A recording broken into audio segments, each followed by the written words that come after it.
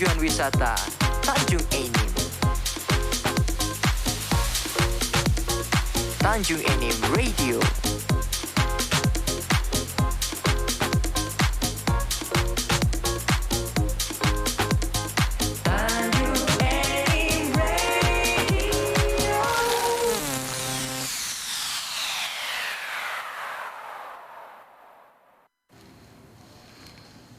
Para kaca Tanjung Enim Radio masih dari kawasan Gedung Serbaguna lantai 2 Bukit Asam Tanjung Enim dan masih bersama saya Reddy Smash untuk acara hari ini yaitu ngobrol bareng di siang seru. Edisi Kamis tanggal 10 Maret 2022 dan kebersamaan kita dari jam 10 sampai jam 12 nanti. Sementara informasi waktu saat ini untuk Anda sudah pukul 10.54 menit waktu Indonesia Barat. Nah, Pak Erwin, Pak Edi, tadi kan lagu-lagu yang Anda request sudah kita putarkan. Silakan sekarang mau dikirim buat siapa saja nih. Yang pasti teman-teman Briket lagi nunggu. Iya. Terima kasih banyak.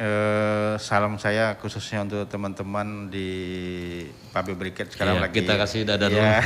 Lagi mendengarkan. Mendengarkan. Mudah-mudahan tidak mengganggu pekerjaan. Tapi Betul ya. Jadi mendengarkan tetap, bukan tetap ya. Jadi bisa goyang-goyang kaki minimal lah ya. Nah, jadi jujur kalau teman-teman ini alhamdulillah kompak semua Bang Reddy ya. Jadi dari paket isinatur bagian packingnya, bagian blendingnya, bagian karbonizernya, termasuk juga bagian-bagian pengadukan segala macam sudah satu jalur lah kita. Jadi emang continuousnya itu jalan gitu ya. Iya. Dan juga salam kita juga untuk teman-teman atau kance para kance yang setanjung Enim. Kalau biasa zaman kita dulu Tanjung yang hangat ya. Itu dulu. Itu dulu, tak tahu kalau sekarang. Sekarang para kanca Tanjung Enim Radio. Iya, kanca Tanjung Enim Radio. Terus buat teman-teman yang di satker lain mungkin mau dikirim. Dari mudah-mudahan teman-teman yang ada di kantor ya, dan juga teman-teman yang ada di lapangan khususnya teman-teman yang di Bangko Barat, Bangko Timur. Dan TAL ada MTBU juga, mudah-mudahan mendengarkan, semangat bekerja saja, mudah-mudahan ya selama ini mungkin nyaris tak terdengar Briket, tapi insya Allah dengan adanya ini kita berangsur-angsur, kita mulai bergerak lagi karena memang tanggal 27 Februari kemarin kita memperingati 25 tahun Briket berdiri. Bukan umur yang singkat Bukan umur yang singkat dan dari istilah itu ide pemerintah kemarin untuk menekan Briket itu sampai sekarang alhamdulillah masih kita bertahan. Masih bertahan ya.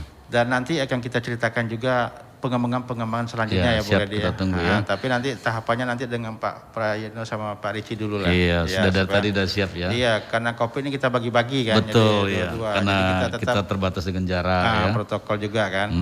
Dan juga untuk keluarga masing-masing nih Bung Reddy ya. Oh iya. Keluarga masing-masing karena udah dari kemarin-kemarin ngomongnya. Ayo udah Papa, nunggu ya. Papa masuk TV. Masuk TV. Jadi salam untuk istri sama anak-anak masing-masing yang ada di rumah yang mendengarkan. Mudah-mudahan doa mereka bisa membuat Briket lebih maju lagi. Gitu. Iya, biasanya kebanyakan bukan biasanya doa orang-orang yang tercinta itu mabrur ya. Iya, dijabah oleh Allah Subhanahu wa taala. Nah, sekarang Pak Edi nih mau kirim salam buat siapa nih Pak Edi? Mic-nya agak dekat dikit. Kita kirim salam untuk kawan-kawan di Briket supaya lebih giat kerja dan lebih Briket lebih jaya. Amin ya. Terus untuk keluarga di rumah. Di mana tuh Pak di keluarganya? Soalnya kalau di rumah harus dijelasin di mana rumahnya nih. Iya. Keluarga di Tegarjo itu. Tegarjo ya. Okay. Ternyata tetanggaan gitu nih ya. Iya. Terus untuk pelanggan Briket. Iya, yang setia ya. Se-Indonesia. Kebetulan kita didengarkan di seluruh Indonesia ini obrolan kita nih. Bahkan untuk yang nge-link ke Facebooknya Tanjung Enim Radio mereka pasti mendengarkan. Oke. Itu saja Pak Edi ya. Itu aja. Oke, terima kasih. Nah para kanca, tadi sesi request sudah kami persembahkan.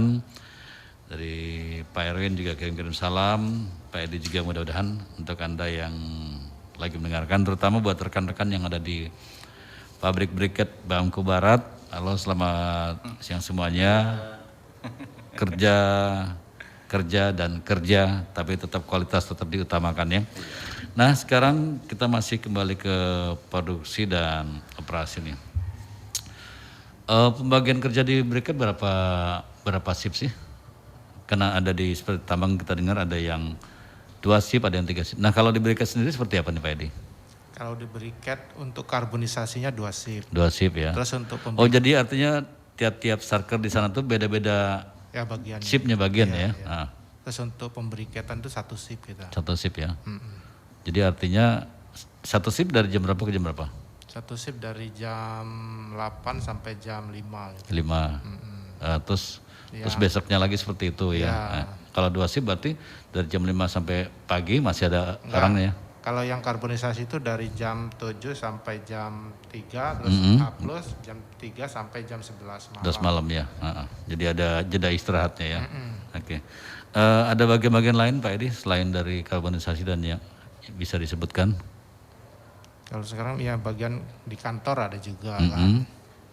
Nah, terus mungkin ke depannya lebih Pak Erwin yang lebih tahu lagi. Untuk pengembangan ke depannya. Kalau yang ke depan tuh nanti ditahan dulu tuh. Biar pendengar tuh penasaran dulu ya, jangan diceritain dulu. Oke. Dan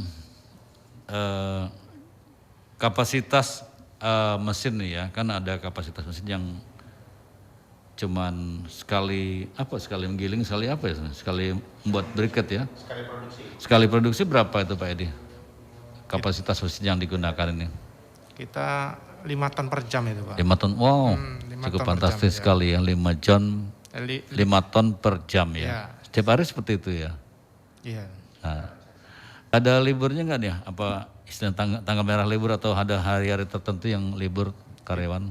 Kalau kita Sabtu Minggu itu libur. Sabtu Minggu libur Terus ya? tanggal merah libur juga. Tanggal merah libur ya.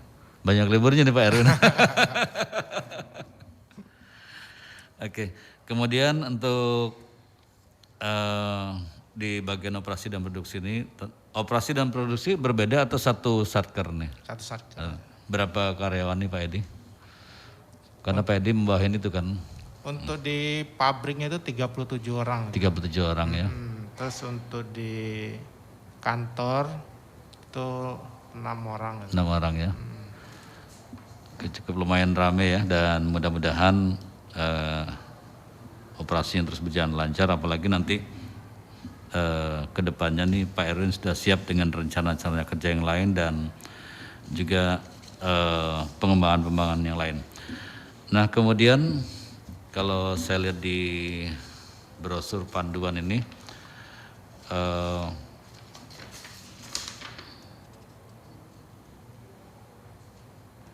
briket batu bara ini ternyata banyak sekali fungsinya.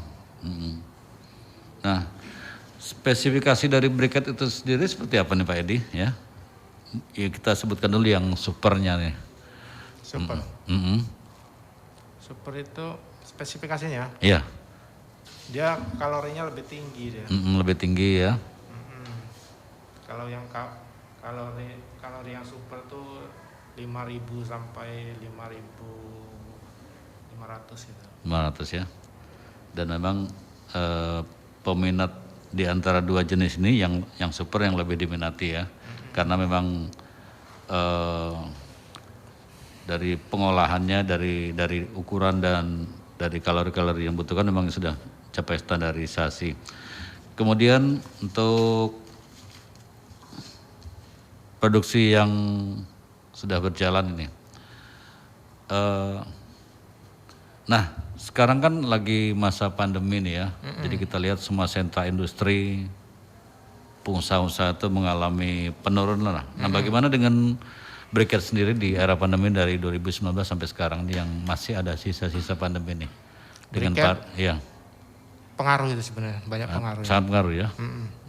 Dulu bisa sampai 400 ton per bulan kan penjualan kan. Sekarang oleh pandemi ini sekitar 300, 250. Iya. Nah itu jadi turun ya kan. Jadi turun ya. Jadi pengaruh pandemi. Jadi artinya briket juga terdampak ya dengan pandemi ini ya. Oke, para kancil Tanjung Enim Radio, jangan kemana-mana dulu, masih panjang obrolan kita bersama narasumber kita dari Briket Tanjung Enim. Kita akan lanjutkan kembali ngobras pagi hari ini dengan lagu berikutnya, tetap di Obras Tanjung Enim Radio.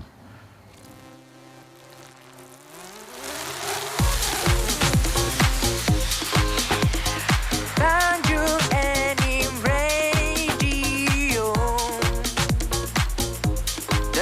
tujuan wisata Tanjung Enim. Tanjung Enim Radio.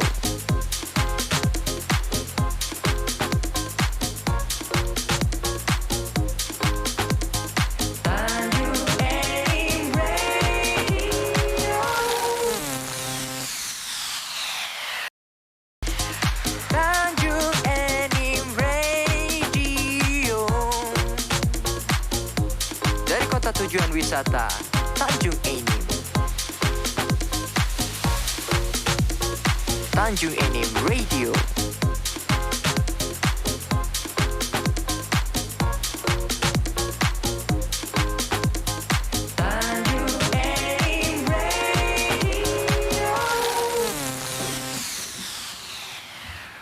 Para kaca Tanjung Enim Radio pukul 11 lebih 12 menit waktu Indonesia Barat. Selamat siang untuk Anda yang baru bergabung bersama kami di Ngobras Tanjung Enim Radio untuk kesempatan hari ini. Kamis 10 Maret 2022 bersama kita sampai jam 12 pas nanti. Dengan narasumber atau bintang tamu kita Bapak dari Briket Tanjung Enim. Baik, sebelum kita ngobrol dengan tamu kita yang berikutnya itu Mas Ricci sebagai Quality Control, juga ada Mas Suprayitno sebagai Foreman Briket ya. Terima kasih untuk Anda yang sudah like di Facebook kami, antara lain buat Lestari, buat Gismawati, tak lupa juga buat Ulan punya Ricci ya. Ini Ricci yang di studio, perlu Ricci mana nih? Kemudian juga buat Boy Pidia, tak lupa juga buat Natalia Intan. Terima kasih juga buat Ricci Andrean, Julius Alfonso, kemudian untuk Vidya Indra Nuryanti. Tak lupa juga terima kasih untuk Pamuji, Merlin Febriana dan Megawana yang sudah like di Facebook Tanjung Enim Radio. Nah sekarang saya mau ke Mas Ricci sebagai Quality Control. Pengecekan apa saja sih yang dilakukan sebagai Quality Control untuk Briket batubara nih? Oke, terima kasih Mas Redi. Agak deketin dikit mic-nya. Oke. Siap. Pengecekan pertama itu yang pertama kan kita harus menentukan kualitas bahan baku nih ya. Bahan baku seperti baik dari itu batu bara terus batu bara itu setelah batu bara itu terus proses ke karbonisasi ya untuk menjadi kolloid atau semi kokas gitu kan. Kedua juga itu di tapioka sebagai limestone gitu kan. Juga di caustic soda. Terus di pencampuran semua gitu. Nah, jenis batu bara yang dibuat briket ini jenisnya apa sih? Kita pakai batu bara yang jenisnya bituminous. Bituminous ya? Ya, bituminous dengan range batu bara itu 5.400 sampai 5.900 kilokalori. Itu yang kalori airnya paling rendah sekali ya? Iya, kalori rendah. Nah kemudian untuk komposisi pembuatan briket itu apa saja sih yang dibutuhkannya? Oke, baik Mas Redi. Untuk briket super karbonisasi nih. Yang bagian super ya? Ya, yang super dulu ya. Super karbonisasi itu kita penggunaannya. Maksudnya jenis yang super ya? Ya, jenis yang super. Karena briket ini kan mempunyai dua jenis produksi briket ya. Super karbonisasi sama semi karbonisasi atau KW2 gitu kan. Untuk komposisi super karbonisasi itu kita menggunakan kolloid 100%, 90% kolloid atau semi kokas lah ya. Batu bara yang sudah diproses karbonisasi. Itu. Terus 3% tapioka, 7% clay. Clay itu kalau masyarakat awam pengen tahu ya, clay itu itu debu tanah liat gitu. Debu tanah liat. Tapi yang sudah diproses dibersihkan sudah diproses, sudah dibersihkan, sudah dihaluskan lagi. Sudah dihaluskan lagi ya. Seperti itu. Nah, ini kan tentunya baik pendistribusiannya itu seperti apa nih? Karena quality control harus layak juga mengetahui yang sebenarnya ya. Iya. Mulai dari packingnya atau apanya. Ya, baik. Pertama untuk kualitas itu kita kan penentuan pertama itu sebelum produksi kita kualitas ke bahan baku gitu. Bahan baku terus setelah diproduksi sampai proses pengeringan itu kita harus mempunyai pengecekan pengeringannya dulu, layak atau tidak layaknya di pengepakan atau di packing gitu packing, kan. Ya. Setelah di packing baru proses penimbangan, jahit terus disusun di atas palet dengan kapasitas 2 ton gitu ya. 2 ton ya. Baru siap didistribusikan gitu. Seperti itu ya. Jadi memang prosesnya panjang sekali ya untuk baru sampai pada pengepakan yang terakhir ya. Iya. Nah, kemudian saya mau ke Mas Suprayitno nih sebagai foreman briket. Yang dilakukan sehari-hari apa nih Mas sebagai foreman briket ini ya? Tentunya teman-teman para kanjutannya radio nih biar lebih tahu lagi. Oh, seperti ini tugas pokoknya. Mic-nya dideketin lagi. Tarik lagi. Oke. Ya, terima kasih. Ini tugas foreman di sini kita mengawasin proses produksi. Terusnya juga kita juga memastikan bahan baku itu tersedia dengan cukup, jangan sampai kurang. Terus alat-alat produksi itu kita pastikan layak dioperasikan. Layak dioperasikan ya. Sampai dengan proses produksi. Produksi ya.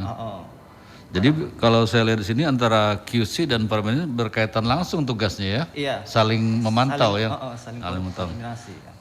Seperti itu ya. Nah, kemudian untuk tadi ada jenis yang super ya, yang semi super. Semi super bisa dijelasin juga dengan Mas Praitno, silakan. Iya. Kalau yang semi super itu, semi super karbonisasi itu kita hanya berbeda di bahan baku. Bahan baku. Prosesnya sama. Komposisinya? Komposisinya juga sama, cuman beda komposisi di bahan baku. Dia kalau semi karbonisasi itu 90% batu bara mentah atau round cool. 7%-nya clay, 3% tapioka. Nah, kalau briket super karbonisasi itu komposisinya itu colloid atau semi kokas 90%. Claynya sama 7%, tapioka 3%. Nah, saya dengar tapioka nih, itu tapiokanya memproduksi sendiri atau kita istilahnya itu terima pesanan dari tempat lain ini? Kalau tapioka kita terima pesanan tempat lain dengan kualitas terbaik. Kualitas terbaik, artinya memang betul-betul untuk membuat briket ini semua bahan-bahan baku yang dibutuhkan memang kualitas yang terbaik semua ya. Jadi tidak ada campur-campuran lain sehingga membuat komposisi itu jadi tidak layak, tidak melalui quality control yang sebenarnya ya. Benar. Kemudian untuk pengepakan ini, mungkin para kecil pengen tahu seperti yang saya lihat kemarin itu kan pengepakannya beda-beda. Sebenarnya ada berapa jenis pengepakan yang ada di briket itu? Mungkin Mas Praitno bisa jelaskan. Kalau pengepakan cuma satu jenis, kita pakai kemasan karung. Berapa kilogram? 20 kilogram per kemasannya. Per kemasan. Tapi seandainya ada konsumen atau mungkin ada calon distributor atau calon yang ingin memasarkan minta kemasan dalam bentuk lain bisa? Kalau dalam jumlah yang banyak mungkin? Ya bisa. Tapi ya harus mesannya dari Jawari biar kita bisa persiapkan. Artinya tuh gitu, yang sudah disiapkan dari briket memang ukuran normal yang 20 kg, tapi ketika ada distributor yang menginginkan atau owner yang menginginkan dalam jumlah banyak masih dalam ukuran lain, tapi mereka sudah jauh-jauh hari masih bisa ya. Masih tergantung permintaan ya. Kemudian untuk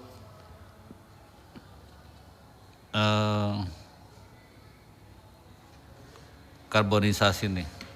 Siapa bisa jelasin karbonisasi dari briket itu sendiri? Silakan. Karbonisasi, proses karbonisasi. Ya, proses karbonisasinya. Sebenarnya proses karbonisasi itu utamanya itu adalah untuk mengurangi serendah mungkin flat matter yang terkandung dalam batu bara dengan TM-nya, total moisture-nya. Itu tujuan utamanya tujuan sehingga nanti hasil produknya kalau sudah dibuat briket dia aman untuk penggunanya. Aman untuk kesehatan. Seperti itu. Dan tentunya dalam karbonisasi ini tujuan utamanya ialah kalau kita dari menggunakan bahan bakar lain di luar briket kan masih bisa menciptakan karbon-karbon lain yang tidak kita inginkan dia. Sementara kalau kita menggunakan briket itu ramah lingkungan, tidak ada asap dan panasnya itu konsisten ya. Itu. Nah, kalau menurut Mas Ricci nih silakan Mas Ricci. Yang pengalaman yang sudah pernah dikerjakan dan melihat dari hasil-hasil orang-orang yang menggunakan briket ini sangat beda jauh nggak menggunakan briket dengan bahan bakar lain nih? Ya kalau untuk penggunaan briket dengan bahan bakar lain kayak contoh sekecil penggunaan kayak penggunaan kayu bakar. Kayu bakar ya. Kayu bakar itu ya kayu bakar itu pertama kita kan sekarang ini untuk di lokasi Tanjung Enim sendiri Enim sendiri kayu aja tuh udah mulai susah kan. Sudah mulai susah ya. Sedangkan stok batu bara ini banyak, apalagi sudah pengelolaannya melalui proses pengelolaan briket gitu. Iya betul. Di briket. Jadi penggunaannya itu ya lebih efisien ke briket sih sebenarnya. Lebih efisien karena sudah kandungan total moisture itu zat terbang itu sudah dikurangin, terus kandungan air juga sudah melalui proses pengurangan, jadi kan itu lebih efektif. Ya memang kalau dibandingkan dengan penggunaan gas gitu ya, memang lebih efisiensi untuk rumah tangga memang lebih efisiensi gas. Ya, tapi kalau untuk home industry atau ya prospek-prospek kayak lain ada proses pengeringan gabah atau pengeringan yang lain gitu kayak penyangraian atau apa itu ya memang lebih efisiensi ke penggunaan briket karena briket itu nyalanya itu waktunya lama gitu. Ya, dan permanen ya. Permanen. Sementara kalau untuk bahan-bahan bakar lain tuh perlu ditambah. Ya. Oke, para kancil Tanjung Enim Radio, masih panjang perbincangan kita, obrolan kita dan makin asik ya bersama Mas Ricci juga Mas Praitno. Jangan kemana-mana, tetap di Tanjung Enim Radio di acara ngobrol sampai jam 12 pas nanti.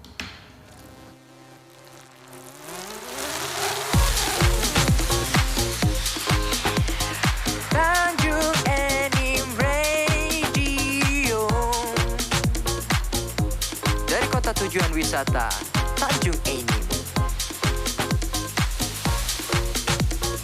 Tanjung Enim Radio.